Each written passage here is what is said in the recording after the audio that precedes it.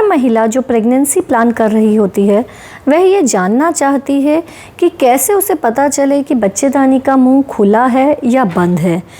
कैसे वो खुद से ये जान पाए कि गर्भाशय यूट्रस का जो ओपनिंग है वो खुला हुआ है या बंद है, ताकि उसे ये पता चल सके कि कब वह रिलेशनशिप रखे ताकि प्रेगनेंसी हो सके।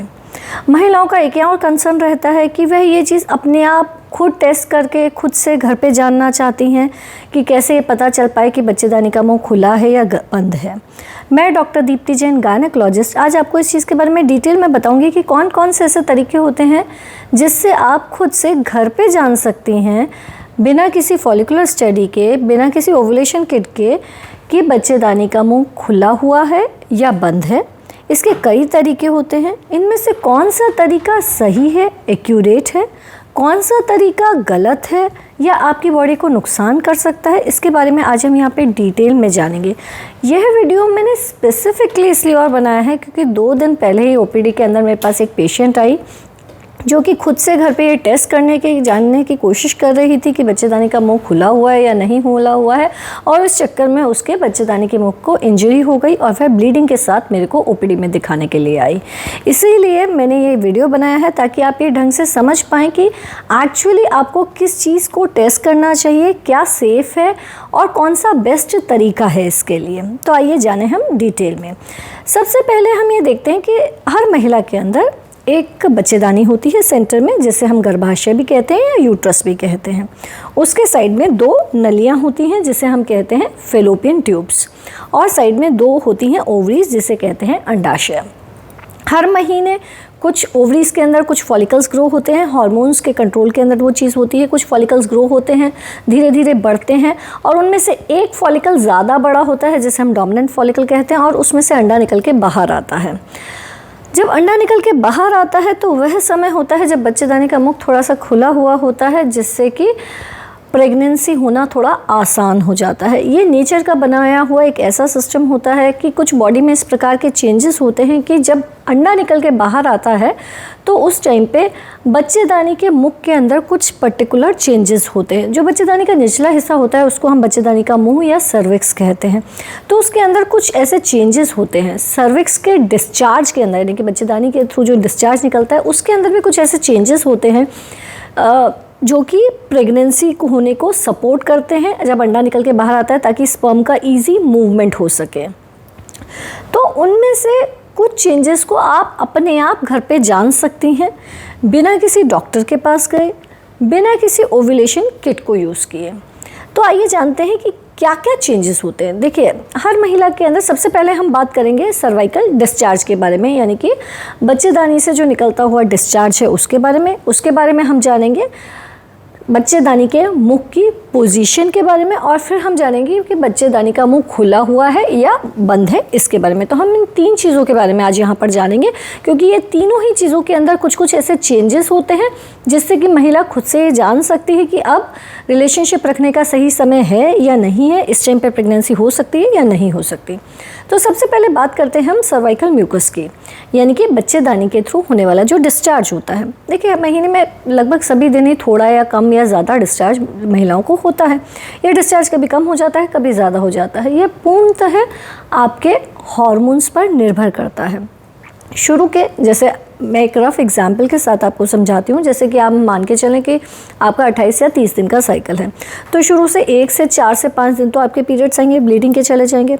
उसके बाद अगले जो 5 से 10 दिन का समय होता है, उस टाइम पे जो वेजाइनल डिस्चार्ज होता है वो काफ़ी कम हो जाता है, ना के बराबर भी आप कह सकते हैं, बस काफ़ी कम होता है, और होता भी है तो वो थोड़ा स्टिकी सा डिस्चार्ज होता है।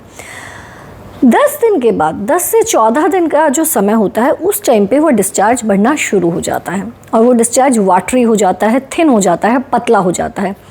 ये डिस्चार्ज क्यों इस तरह का हो जाता है? क्योंकि बॉडी के अंदर जो फॉलिकल्स ग्रो हो रहे होते हैं, जो अंडाशय के अंदर, ओवरी के अंदर जो फॉलिकल्स ग्रो कर रहे होते हैं, वो ईस्ट्रोजन नामक हार्मोन सिक्रीट करते हैं। उस ईस्ट्रोजन हार्मोन के कारण जो ये डिस्चार्ज होता है, यह बिल्कुल पतला हो जाता है, थिन हो जाता है, और जब ओव्यूलेशन बिल्कुल निकट होता है, यानी कि जब अंडा निकल के बाहर आने ही वाला होता है, तो इसका अमाउंट कोपियस हो जाता है, यानी कि ये बहुत ज़्यादा हो जाता है।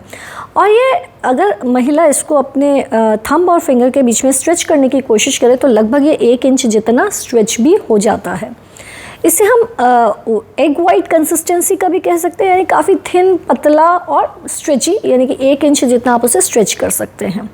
तो इस प्रकार का डिस्चार्ज होता है 10 से 15 दिन के बीच में, और जब 10 से 14 दिन के बीच में, और जब अंडा निकल के आने ही वाला होता है, यानी कि जब ओव्यूलेशन का समय निकट होता है, तब ये डिस्चार्ज एकदम बढ़ जाता है, काफ़ी thin, watery, raw egg white जैसा हो जाता है।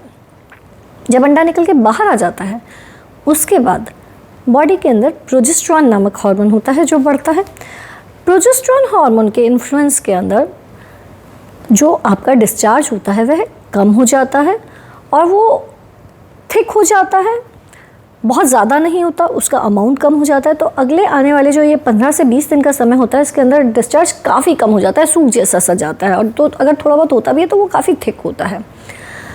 फिर उसके बाद क्या जो समय होता है, यानी कि और 3-4 दिन का समय, उसके अंदर भी बहुत अधिक डिस्चार्ज नहीं होता। लेकिन फिर जब पीरियड्स आने का समय होता है, यानी कि लास्ट के जो 4-5 दिन होते हैं, 24-25वें दिन से अगर मैं काउंट करूं, तो ये डिस्चार्ज फिर से थोड़ा सा बढ़ना शुरू होता है। यानी पीरियड से जस्ट पहले आप देखते हैं थोड़ा सा डिस्चार्ज बढ़ जाता है, और फिर उसके बाद आ जाते हैं पीरियड्स। तो ईस्ट्रोजन और प्रोजेस्टेरॉन हार्मोन के इन्फ्लुएंस में ये जो डिस्चार्ज होता है, इसकी कंसिस्टेंसी भी बदलती रहती है, कभी पतला हो जाता है, कभी गाढ़ा हो जाता है। जो महिलाएं इसको हर महीने ट्रैक करती हैं, यानी कि हर महीने आप ये ध्यान रखती हैं कि आपका डिस्चार्ज किस तरह से चल रहा है, तो वह अपने ओव्यूलेशन के दिन को, यानी कि अंडा निकल के आने के दिन को जान सकती हैं इस माध्यम के द्वारा। आप ये सोचें कि आप पहली बार चेक करने गए और आपको पता चल जाएगा डिस्चार्ज से कि कब अंडा निकल के आ रहा है, तो वो इतना आसान नहीं है। लेकिन हाँ, अगर आप लगातार अपने वेजाइनल डिस्चार्ज को, जो सर्वाइकल डिस्चार्ज है, उसको अगर आप लगातार चेक करती रहें, यानी कि 2-3 महीनों से ट्रैक रखें, तो ये आपके लिए एक आसान चीज़ हो जाएगी, क्योंकि आपको पता होगा कि हाँ, इस टाइम पे आपका डिस्चार्ज थिक होता है, फिर वह थिन होना शुरू होता है, फिर एक दिन आता है जब वह सडनली बहुत बढ़ जाता है। तो वह वो दिन होता है जब अंडा निकल के बाहर आने वाला होता है, और उसके आसपास आपको रिलेशनशिप रखना चाहिए। डेफिनेटली जब आपका डिस्चार्ज बढ़ना शुरू हो जाए, जो मैंने से बताया आपको, 10 से 14वें दिन के बीच में आपका जो डिस्चार्ज होता है, वो जब एकदम वाटरी डिस्चार्ज होने लग जाता है, तो वह समय आता है कि जब अंडा निकल के बाहर आने का समय आने वाला होता है। तो उस टाइम पर आपको रिलेशनशिप रखना चाहिए। जब आपका डिस्चार्ज बिल्कुल पीक पे, यानी कि बहुत सारा हो रहा है और बिल्कुल वाटरी है, थिन है, वह समय है जब एक्चुअली अंडा निकल के आने ही वाला है। तो वह आइडियल टाइम होता है जब आपको रिलेशनशिप रखना चाहिए, क्योंकि अंडे की जो लाइफ होती है वो बॉडी में सिर्फ 1 दिन की होती है। स्पर्म की लाइफ 3 से 5 दिन की हम मानते हैं। तो अगर आप वह, जैसे आपका 30 दिन का साइकिल है, और अगर मैं कह रही हूँ कि डिस्चार्ज, जो पतला वाला डिस्चार्ज है वह बढ़ना शुरू हुआ है, उस टाइम पे आप रिलेशनशिप रखना शुरू करें। जब आपका पीक वो डिस्चार्ज है और उस टाइम पे आपने रिलेशनशिप रखा, तो काफ़ी हाई पॉसिबिलिटी होती है कि आप कंसीव कर सकती हैं, बच्चा ठहर सकता है। तो ये तो बात हुई सर्वाइकल डिस्चार्ज की, जिसके द्वारा हम जान सकते हैं कि कब वह समय आता है कि जब आपको रिलेशनशिप रखना चाहिए। अब अगली चीज़ आती है सर्विक्स की पोजीशन की, यानी कि बच्चेदानी का मुंह वेजाइना के अंदर नीचे की तरफ है या ऊपर है। बहुत सी बार पेशेंट्स हमें बोलते हैं कि हमने मैडम चेक किया था, गूगल पे बताया गया था या यूट्यूब पे वीडियो सुना था कि सर्विक्स अगर नीचे है तो यानी कि अभी अंडा निकल के बाहर आने वाला नहीं है, और सर्विक्स काफ़ी ऊपर है यानी कि ओव्यूलेशन का समय नज़दीक है। तो देखिए, ये बात तो सही है कि जब ओव्यूलेशन पास में होता है तो सर्विक्स थोड़ा हायर अप होता है, लेकिन क्या आप इसे अपने आप से टेस्ट कर सकती हैं? देखिए, जब से आपको सर्वाइकल डिस्चार्ज टेस्ट करना है तो डिस्चार्ज टेस्ट करना बहुत आसान काम होता है। उसके लिए आपको अपनी फिंगर मुश्किल से 1-1.5 सेंटीमीटर अंदर इंसर्ट करनी होती है, जिससे कि आप अपना सर्विक्स का डिस्चार्ज देख सकती हैं। लेकिन अगर आप अपनी सर्विक्स की एक्चुअली पोजीशन देखना है तो उसके लिए आपको अपनी फिंगर काफ़ी इंसर्ट करनी पड़ेगी, जो कि एक रिस्की चीज़ है। और आप इतनी एक्सपीरियंस्ड नहीं होते हैं कि आप अपने सर्विक्स की पोजीशन को मेक आउट कर पाएँ कि वो बहुत, क्योंकि उसके लिए फिंगर्स का जो देखना है आपको, जो सर्विक्स की पोजीशन है वो बहुत डीप डाउन है। तो आप खुद से ये चीज़ आइडेंटिफाई नहीं कर सकती। पहली बात तो आपके लिए डिफ़िकल्ट चीज़ है। दूसरी बात, ये एक रिस्की चीज़ है, क्योंकि जो आप इतना इंसर्ट करती हैं उससे सर्विक्स में ट्रॉमा होने का रिस्क रहता है, उसमें इंजरी होने के चांसेस रहते हैं। तीसरी चीज़, बच्चेदानी का मुंह खुला है या नहीं खुला है। इस बारे में यूट्यूब पे आजकल बहुत सारे वीडियोस वायरल हैं कि आप बच्चेदानी का मुंह खुला है, फिंगर टेस्ट करके देखिए, खुद जानिए कि आपके बच्चेदानी का मुंह खुला है या नहीं खुला है। तो क्या वास्तव में बच्चेदानी का मुंह खुलता है जब आपका अंडा निकल के बाहर आने वाला होता है? जी हाँ, बच्चेदानी के मुख में जिसमें कि जैसे कि हम सर्विक्स कहते हैं, उसके अंदर डेफिनेटली कुछ चेंजेस होते हैं, वह थोड़ा सॉफ्ट हो जाता है और उसका मुंह जो एक्सटर्नल लॉस होता है डेफिनेटली थोड़ा सा ओपन अप होता है। पर क्या आपको लगता है कि आप फिंगर टेस्ट करके उसे पहचान सकते हैं? हम गायनेकोलॉजिस्ट के पास जब रूटीन में पेशेंट आते हैं तो ही हम ये टेस्ट नहीं करते, because it is not that simple कि आप फिंगर इंसर्ट करके ये जान लें कि बच्चेदानी का मुंह खुला है या नहीं खुला है। क्योंकि जो बच्चेदानी का मुंह है, यानी कि जो एक्सटर्नल ऑस की ओपनिंग है, वो नॉर्मली भी बिल्कुल क्लोज्ड नहीं होती, थोड़ी खुली ही होती है। लेकिन हाँ, जब ओव्यूलेशन होता है तो वो उससे 1-2 मिलीमीटर ज़्यादा खुल जाती है। तो आपको क्या जेन्युइनली लगता है कि आप फिंगर टेस्ट करके, यानी कि अपनी उंगली अंदर डाल के यह जान सकती हैं कि बच्चेदानी का मुंह खुला हुआ है या नहीं खुला हुआ है? मुश्किल से 1 या 2 मिलीमीटर की ओपनिंग के डिफरेंस को क्या आप खुद से डिफरेंशिएट कर पाएंगे? हमारी फिंगर ऑलमोस्ट इतनी मोटी होती है, जो ऑलमोस्ट 1 सेंटीमीटर जितनी मैं कहूँगी इतनी थिकनेस हमारी उंगली की होती है। तो हम कभी भी अपने आप से ये नहीं जान सकते कि बच्चेदानी का मुंह खुला है या नहीं खुला है। पहली बात तो आप उतने डिफरेंस को अप्रिशिएट नहीं कर सकती हैं 1 से 2 मिलीमीटर के। दूसरी चीज़, उसको करने के चक्कर में आप अपने सर्विक्स को इंजर कर सकती हैं। इंजरी हो सकती है, ट्रॉमा हो सकता है। जैसा कि मैंने वीडियो के स्टार्टिंग में बताया था कि मैं ये वीडियो बना ही इसलिए रही हूँ क्योंकि 2 दिन पहले ओपीडी में मेरे पास पेशेंट ब्लीडिंग लेके आया था, क्योंकि वह यूट्यूब पे ये वीडियो देख चुका था कि आप अपने आप बच्चेदानी का मुंह टेस्ट कैसे कर सकते हैं। शी ट्राइड टू चेक, उसने अपने आप खुद से चेक्स करने की कोशिश की, पता तो उसे कुछ चला नहीं, लेकिन ब्लीडिंग ज़रूर चालू हो गई। क्योंकि सर्विक्स एक जो बच्चेदानी का मुंह है, जो सर्विक्स है, कि बहुत सॉफ्ट स्ट्रक्चर है, उसमें आप इस तरह की टेस्टिंग करके उसको डेफिनेटली इंजरी हो ही सकती है, इन्फेक्शन हो सकता है। इस तरह के टेस्ट नहीं कीजिए, इससे ना तो आपको पहली बात कुछ पता चलेगा और दूसरी बात आप अपने आप को इंजर कर सकती हैं।